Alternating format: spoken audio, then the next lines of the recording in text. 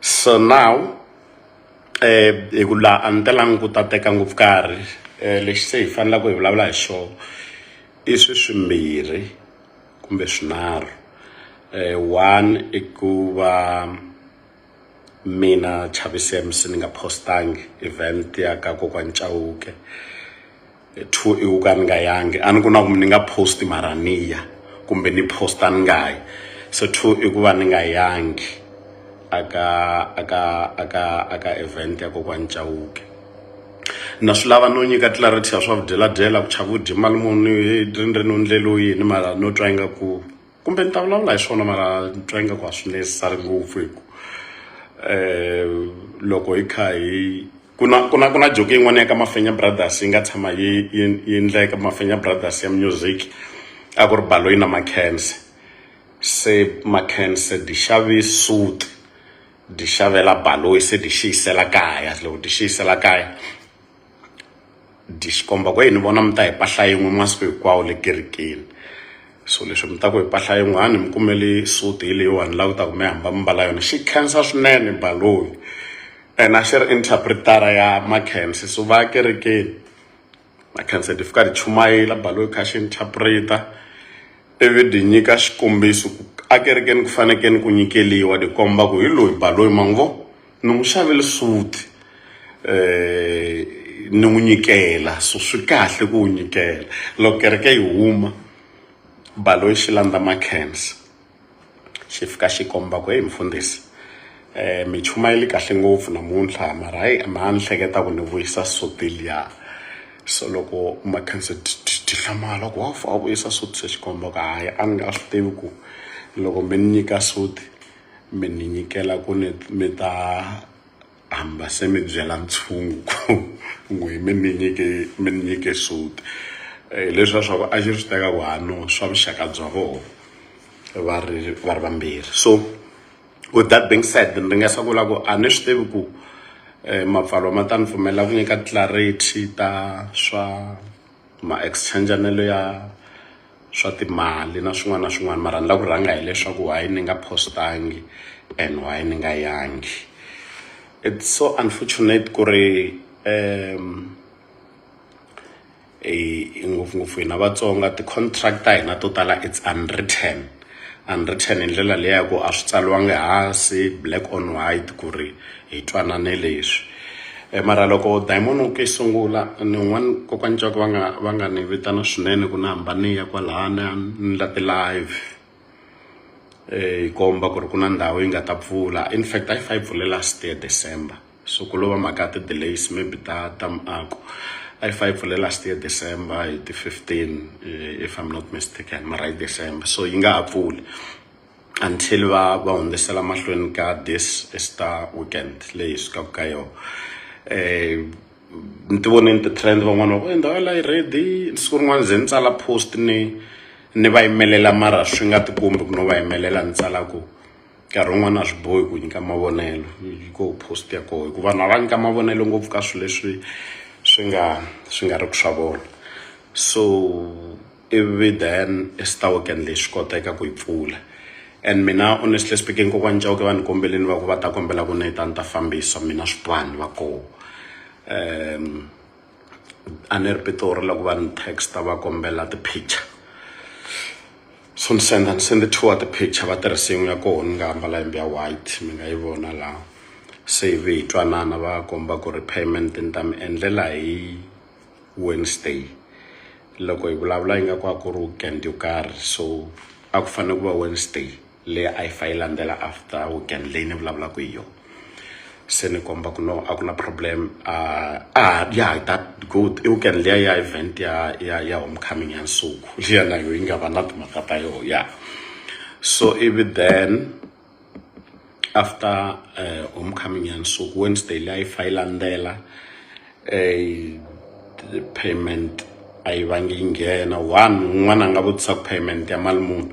Kokwani Chauke a ni va charge kahle vanhu lava va nga ni vona ku nge pfa hi ndlela na favor mina va ndlela tin'wana va ndlela tin'wana hambileswi mi a swi talanga ni ndlela vanhu ti-favor hi ku va nyika mali because ni hava ni va ndlela ti-favor to karhi maybe ku va xerhela xikeli xo karhi kumbe ku va advise swo karhi a swi talanga mi nyika vanhu mali hi ku a yi kona na n'we mi hleketa ku mali yi ku haleni a yi kona. So now ni yo tibyela ku leyi va nga ta nyika yoho mali kokwani Chauke yi ta va yi right se va ni byela ku hi Wednesday se no problem. A ku ri na leyi a va ni tshembiseni leyi vanhu ni nga twa ku ve ni yi kwateleni ya birthday ya mina ya ha ku hundza na yona remember. So ivi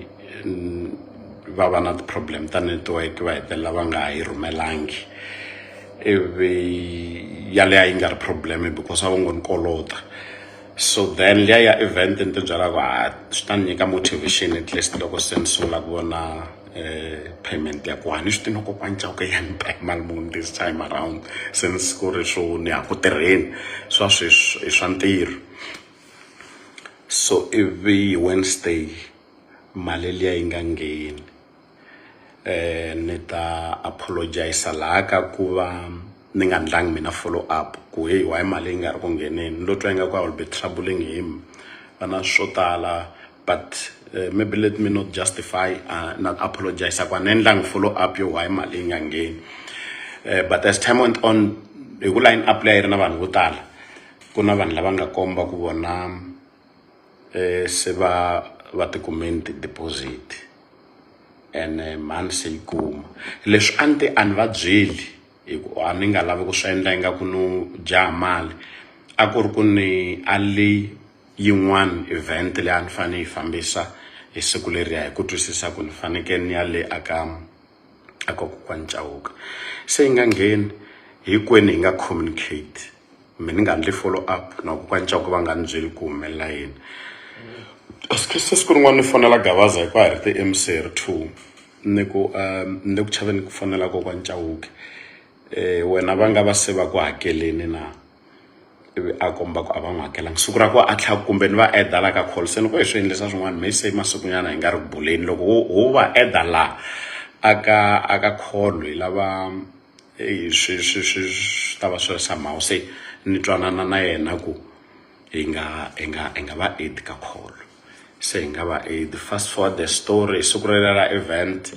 Gavaza ni me ti-call ta yehe loko se ni ya vulavula na yena eswitweni ku a nga a ni lavela ku lava ku twisisa swin'wana a fambisa mucato somewhere so a komba ku a lava ku cheka ku swi swa ti-matrimonial ni swi fambisisa ku yini se va komba ku yange hi koti ku fika hi mhaka ya migingiriko ya yena ivi a heta ni byela ku ni va byeleni kokwani Chauke ku a wu kha u cheka swa ku mahakelelo ma njhani se ni ko okay se vete yini se a ni komba ku a vete va ku endlela ti-favor to tala a hi wena u fane u kombela ku swo hakeliwa. So leswi a ni nga vulavuli na yena Gavaza se ni vulavula hi mbilu ku ni na vanhu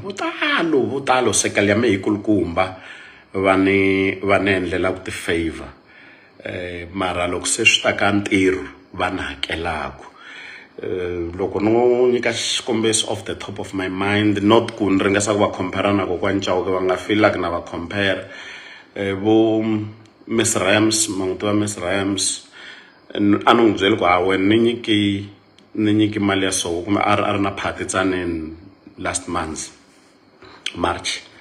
se no ku wena ni nyiki 5,000 se a fostela ku ni ku nyika leyi u nga ni sendela ku charge yona ni n'wi sendela ku ni charge 12,000 so a fostela ku nyika 12,000 Miss Rams u ni ndlela ngopfu ti-favor na ye just like vanhu van'wana lava va ndlela ku ti-favor.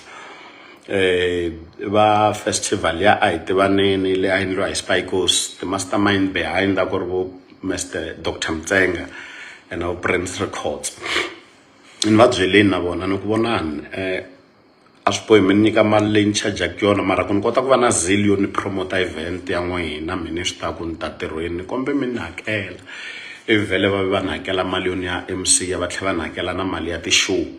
Loko mi vone ni hosta ni sungule ni hosta vo Milandzu wa Ndzumba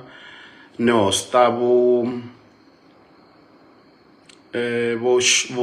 Shungi Rangani na the Twins ni ve na show two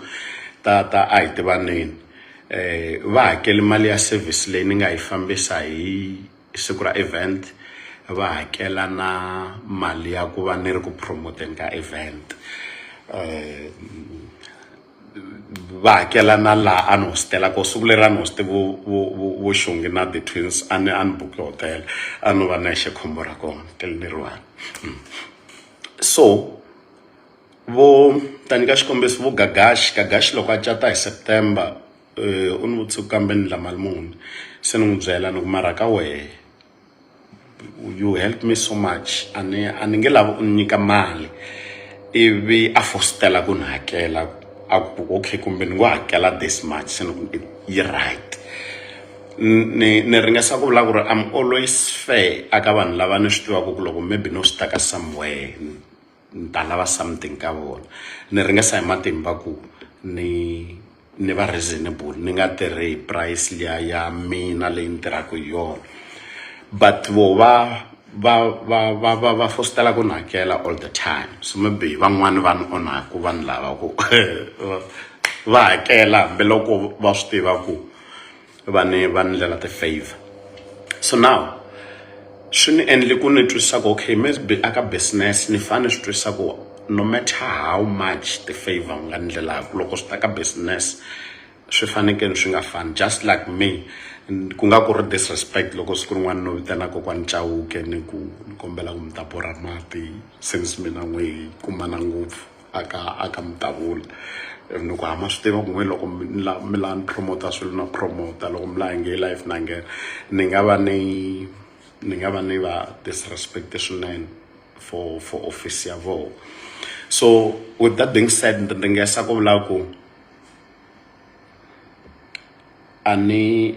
kumangi payment ya event liya ene hikuva va ni promiseni mina ni apologize ku va ni nga ndlangi follow up ya ku mina hakela rini. Nkarhi wun'wana no boha hi ripfalo ni twa ingaku ni ta kha ni va hlupha since swilo leswi a swi langutisaka swi ri laha swi tela ni tibyele ku hayi loko ri right va ta ni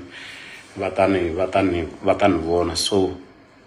ku va na communication breakdown ku fikela siku ra event. I only spoke about event ya le Diamond Walk siku reriya loko ni hosted the animal n'we mi nga vo live liya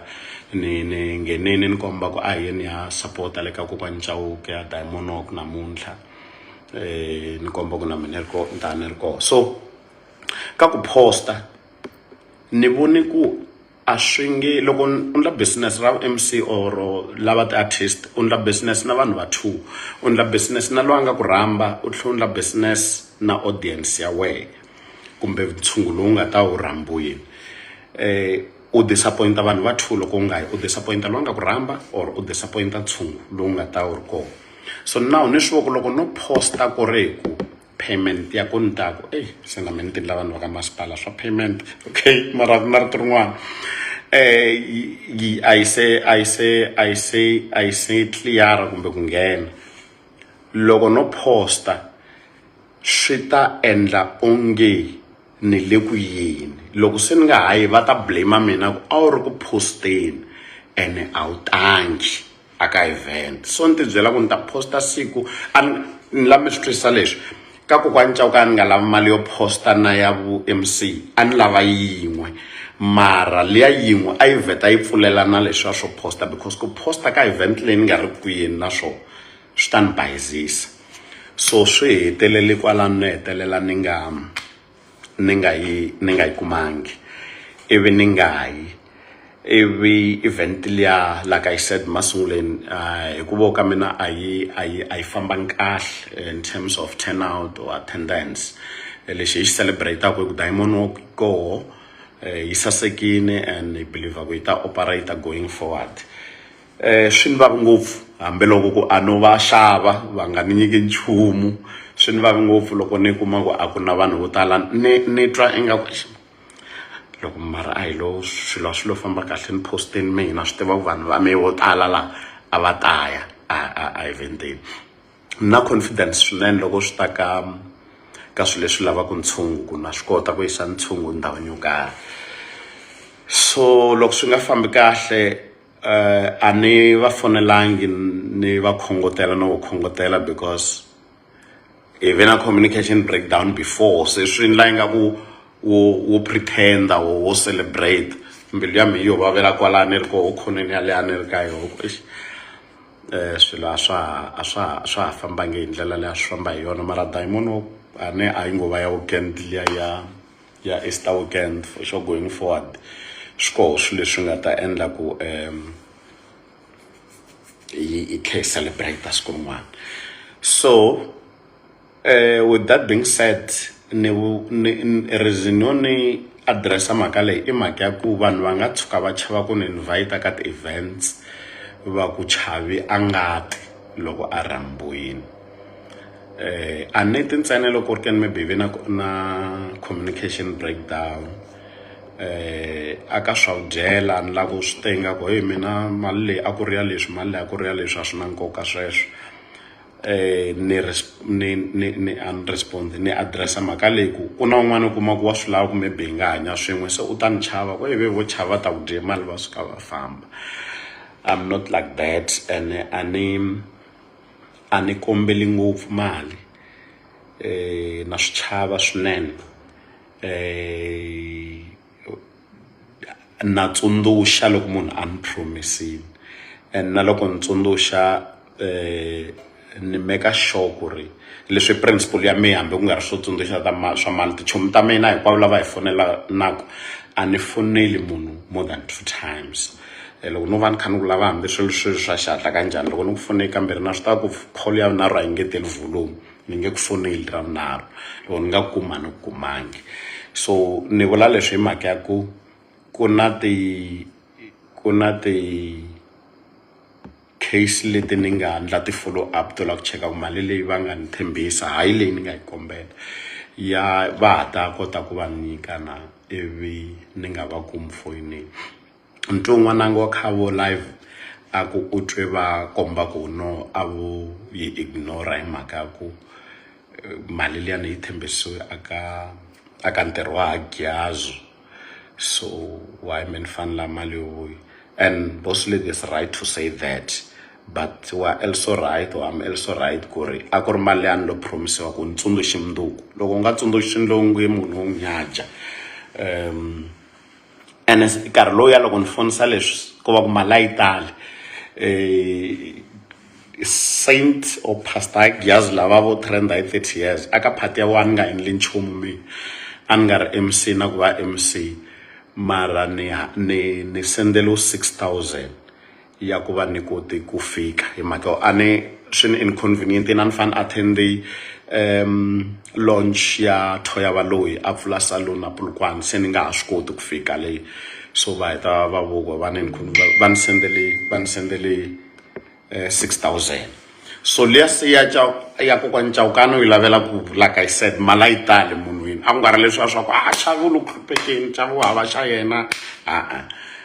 na yin'wana na yitsongo ya leyi mi kuma ku yi khoma account a yi ri koho. So swilo leswi ni swi vulavulaka a ni la ku ta ku swi languseka kokwani Chawuke na boss lady i vanhu va bad. All I want to say ku na tichomi to tala i ku na n'wina mi swi tiva ku swa business swa vuchomi a ni nge he koti ku endla live yin'wana cleara swin'wana loko va na swin'wana swi nge he cleariwi hi mina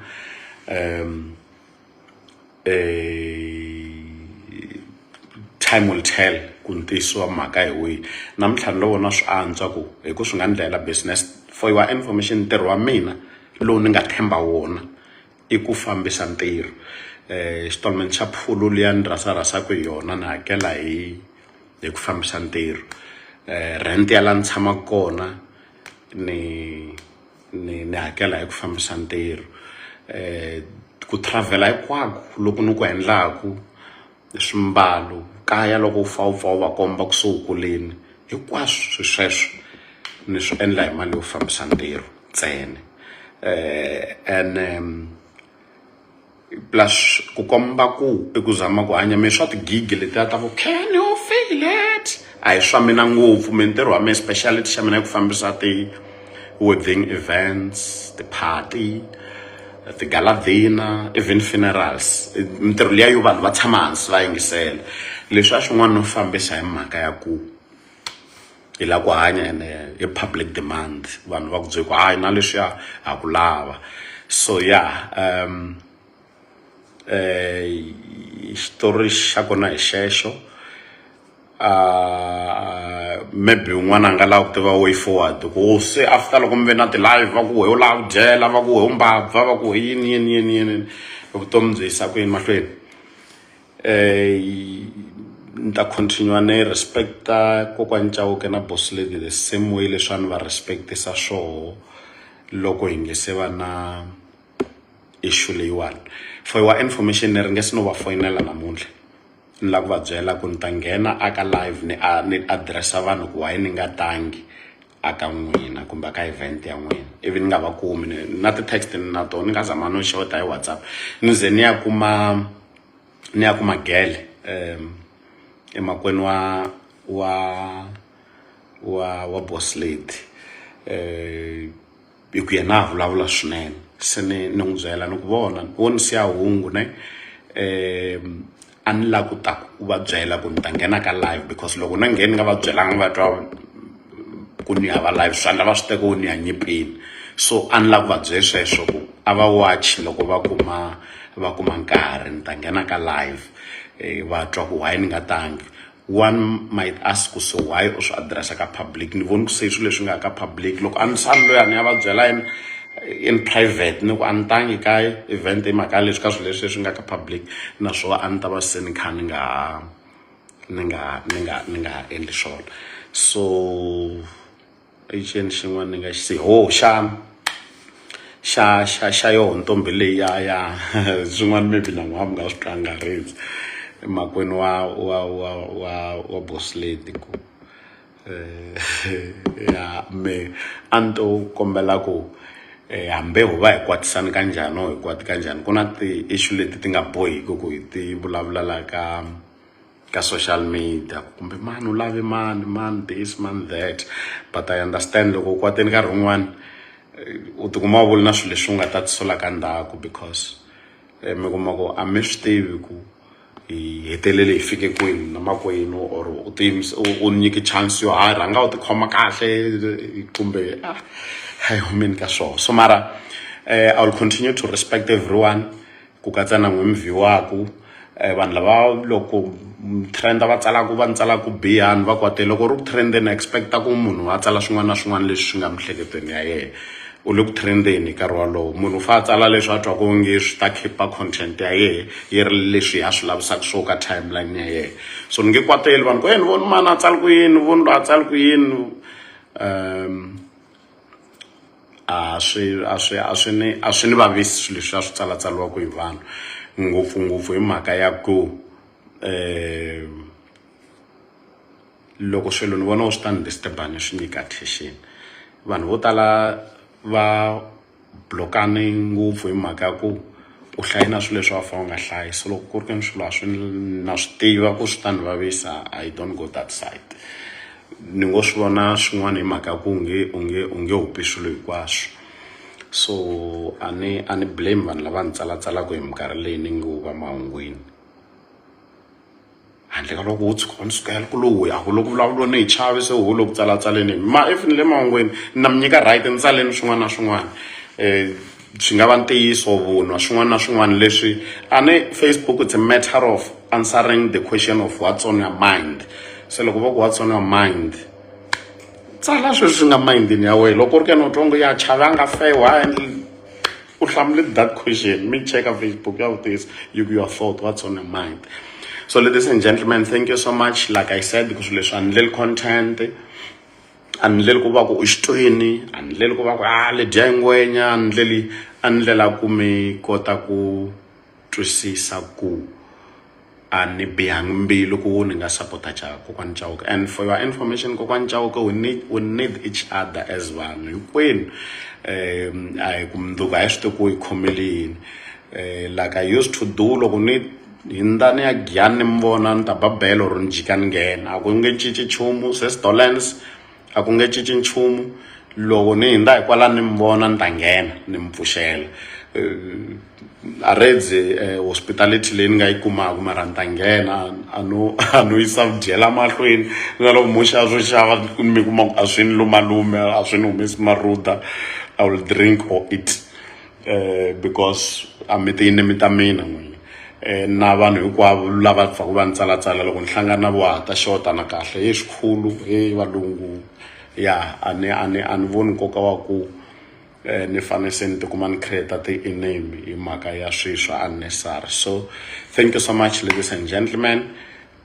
ku ri ku hlamusela yaleyo a ku nga ri next leyi. Remember next yi ta va mundzuku ya vuya mundzuku a hi vuyi mhaka ya ku namuntlha hi ri ka live hi na Gwavulani na the animal lava va lwaku lavaya hi ta va hi ri na vo mundzuku hi ta twa ku humelela yini. A ni nge ngheni futhi eka live loko va na swin'wana swi thembeni a na ha ngheni futhi eka live loko va na swin'wana swi thembeni mi leswi a ni lava ku hlamuseta hi sweswi ni mi rhandza hinkwenu ni tlhela ni mi hlonipha xikomba xi ni hlayiseli n'wina munhu i munhu hi van'wana vanhu kokwani Chauke wa ha ri swin'we na hinkwenu n'wi van'wana mi ni sapotaka ha ri swin'we. Let me laugh and leave you.